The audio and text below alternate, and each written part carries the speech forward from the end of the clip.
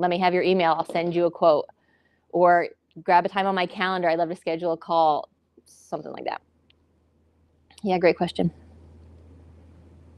Yes? It's been my experience that I really feel like I'm bothering someone if I follow up within a period of time. So Nick helped me to create an automated system, which then allows that touch point to happen within immediately. You've requested something from me, so you get an immediate opportunity to schedule time with me on my Calendly link. So you can look at my calendar and choose a half-an-hour slot, and then we'll talk.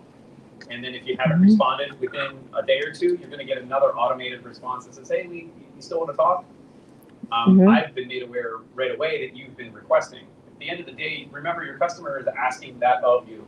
They've taken, whether it's 20 seconds or 2 minutes, they've taken the time out of their schedule to say, I want something from you, and please get back to me. So you can't feel guilty about following up. And then after you've proposed something to them, whether it's a service with a proposal, we have a system in place that allows for a monthly, it's a weekly check-in to go back in and say follow up, because everybody else, you're busy running the business and talking to the customers and doing the billing and emptying the trash cans and doing all the things that you do, right? So I can't tell you, one of the fourth reminder from us says, hey, your quote is only good for 3 more days. And I cannot believe how many times I get someone who says, oh my gosh, yes, I'm so sorry. I've been seeing all of your notifications come through for the past month. I've just been so busy. There's nothing personal there. But sometimes we emotionally tie a feeling to that, which is why we put off, being in touch. So if you have a system, use the system. And we've noticed when you use it, it works. Because at the end of the day, selling our services or our products is a numbers game, right? The more proposals we put out there, the better chance we have of something returning. And a funnel system and follow-up system works if you use it. Yep, all of those things. One, it is a numbers game. So even starting with the top, that's why you're on social, because you want 1 million people to know that you exist. Maybe 10% care. And maybe you want to capture 1% of them who are actually really interested, and you get them into this funnel. So it is a numbers game, because how much does that shrink if you only have 100 people finding you on social?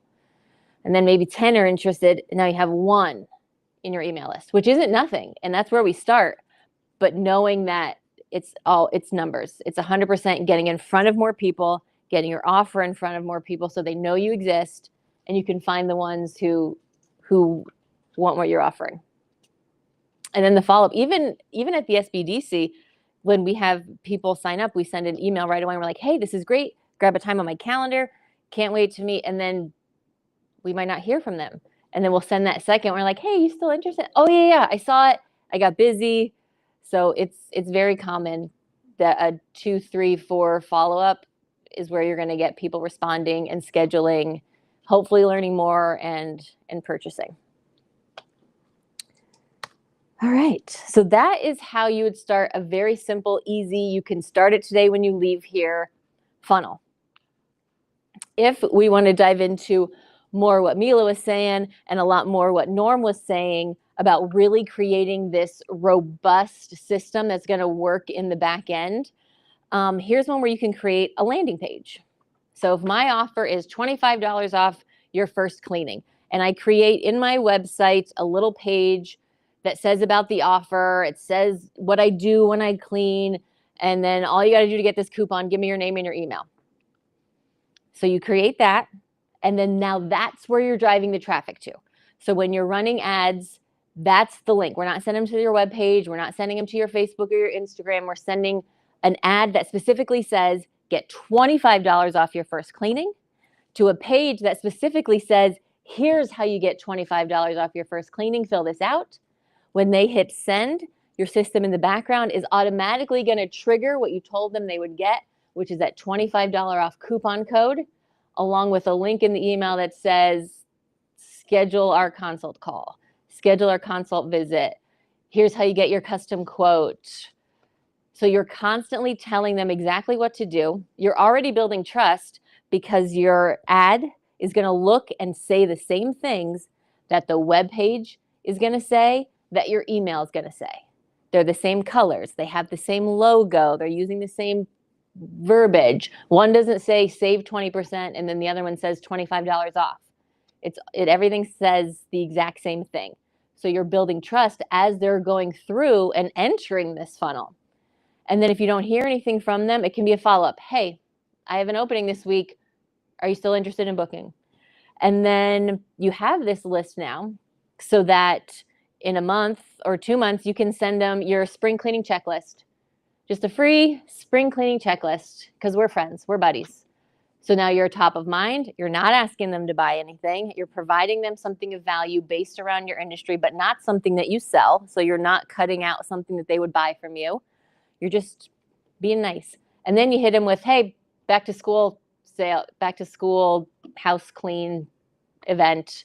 We know it's hectic between summer sports and getting the kids back to school. Maybe you want to start your cleaning today. Here's that $25 off coupon you didn't use for your first clean. That's still good. So this is how you're nurturing people. In the background, it's all starting again. You have new people finding you, going to the landing page, signing up. Some are calling you consulting. Some are buying. Some you'll never hear from again. And then in a month, you're going to talk to them again, bring them back in as new ones are coming in. So that's how you scale and grow and keep this thing moving in the background, is by automating your responses, keeping up communication. But the most important is capturing those people in that middle funnel that you know are interested so that you can nurture them and talk to them. Email is a great way. Text is a great way. This social media DM is just kind of a starting point because you don't really want to you want your list to be thousands of people. So you can't be managing going into thousands of people's social accounts and DMs and that kind of thing.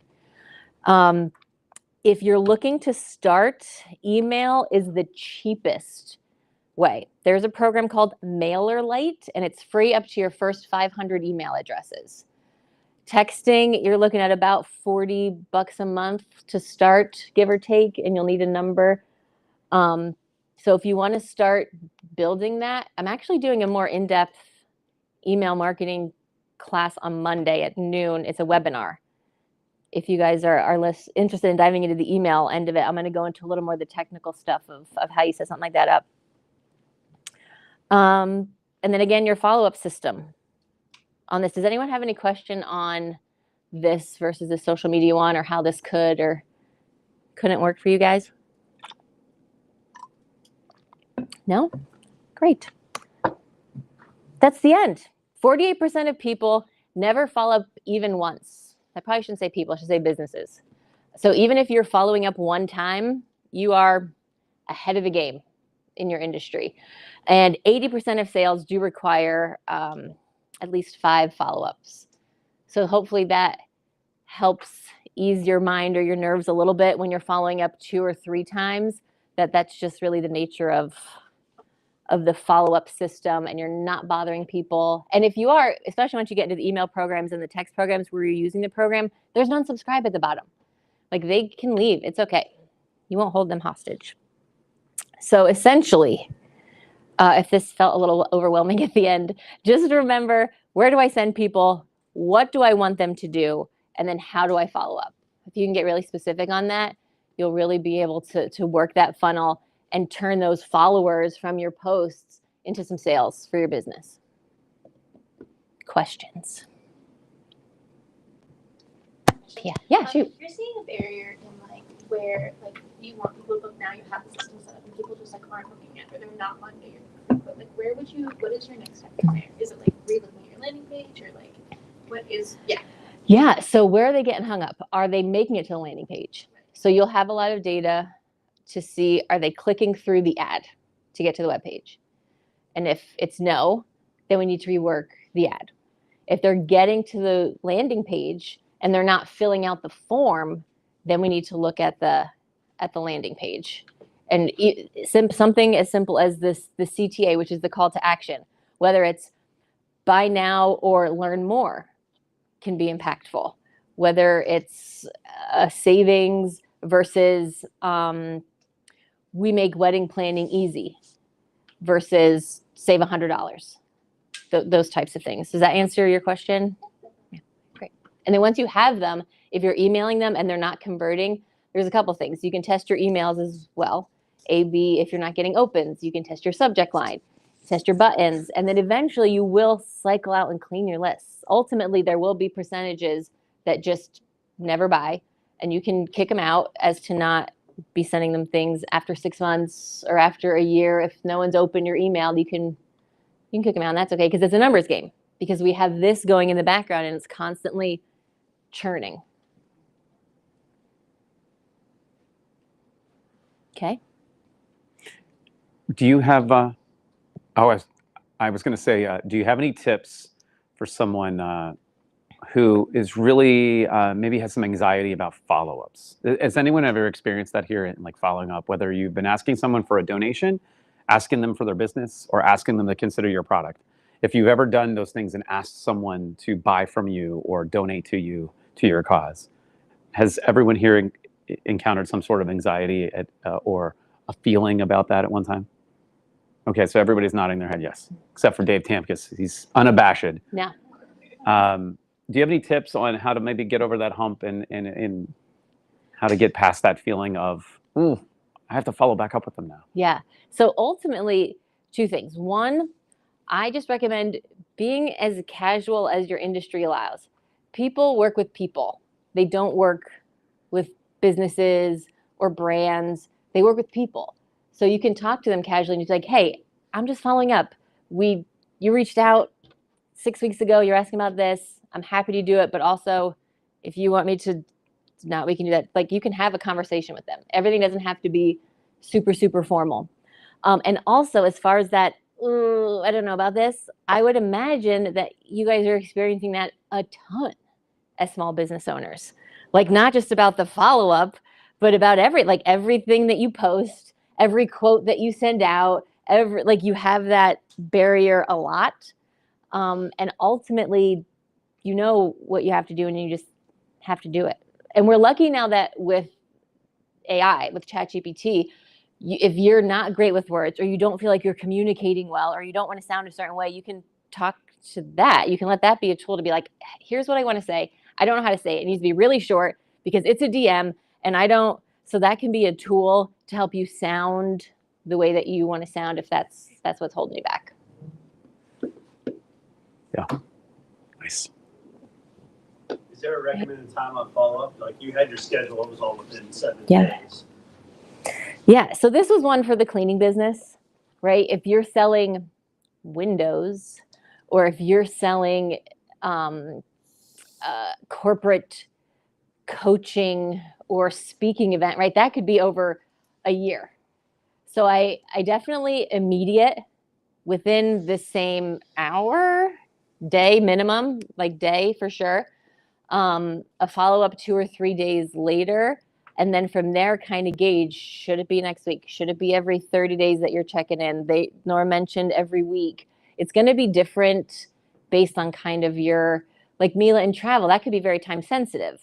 They could be looking to book a cruise that needs to book. So then that's this same day, next day, 3 days, 5 to 7 days. But if you're, a wedding venue where they're shopping a bunch of them, you may be following up every 2 weeks. So I don't know if that answers your question as much. Yeah, I have a question regarding to this, like frequency of the schedule that you recommend, like the business, like people to follow up with the, like maybe potential customers. So after the final call, like you send a reminder for people, even though you didn't get any replies. Yeah. I still want to follow up them later, maybe 2 or 1 month later. Sure. Yeah, you can, there's no wrong. You can have, but I would just recommend segmenting as you're growing. So right now with socials, if you have nothing set up and you're literally just DMing these people, after 5 to 7 days, it's unlikely that you're going to be able to go back in a month and find that one person who didn't, right? But if you're introducing an email system or a text system where you're going to be able to get data where they say they did open, but they didn't buy, sure, follow up in 30 days and then 60 days and then 90 days and then cut them. Like, everyone can create their own unique, maybe it's 2 years, maybe it's 5 years. So you definitely can. You just have to have a way to manage it and systemize it. But yeah, absolutely. Sure. When we set up some kind of way to collect someone's email, Mhm. do we have to include language that they are agreeing to subscribe to your list and blah, blah, blah? Mhm. Do you put that right there on that landing page, or where does that belong? Yeah, a lot of times on the form, there's just a checkbox that has that language, and you can even set that it automatically checks so that but absolutely don't email or text people without their permission. And even with the ManyChat, if you go the way of send me your email and I'll do this, you put verbiage in there that you're agreeing that I'll send you promotions and deals from time to time. Absolutely, yeah. But it's pretty automated, and anything that you would build, that it would, when you ask for an email, that's kind of there for them to check. Absolutely. I believe the way that can spam laws are set up is that if you're using a MailChimp or some other sort of a system to be able to send mass and massively distribute, you have to have an opt-in and an opt-out. You can't get their email address into that system to massively distribute unless they've already opted in. Now, you can individually email, if you have a list of 100 customers or potential leads, you can individually email each one of them without any permissions. And I could reach out to every single person in this room if I had your email addresses and say, hey, I'd like to talk to you about this. Are you willing? And you can either just ignore me, or you can delete me, or you can say, no thanks, or yes, I'm interested. And I haven't violated any can spam laws. But the moment that I take all of you and I throw you into one distribution email and I say, hey, everybody, thanks for coming to BBB today. I really want to do business with you. You haven't opted into that correspondence unless you filled out the sheet and said, yeah, I'd like to be included on that. Mm-hmm. So just be careful as you're mass emailing. If that's more than one person in an email body, then now you must adhere to can spam laws. And that's really important to note that. And I'm pretty sure if you're going to do a mass email like that, you can actually set it that everyone's automatically says yes, and they have to toggle over to say no. Yeah. And you can just put that right in there so that you're automatically getting a yes unless they say no. So you're guaranteed to have their email that way. Yep. And that's all part of that exchange of value. They're agreeing to give you their email so that you can send them marketing emails to get this coupon, offer, whatever it is that you're going to be providing to them. And to also follow up about what you said, when you're first starting, if you have 14 email addresses and you want to email them from your personal Gmail account one at a time, fine.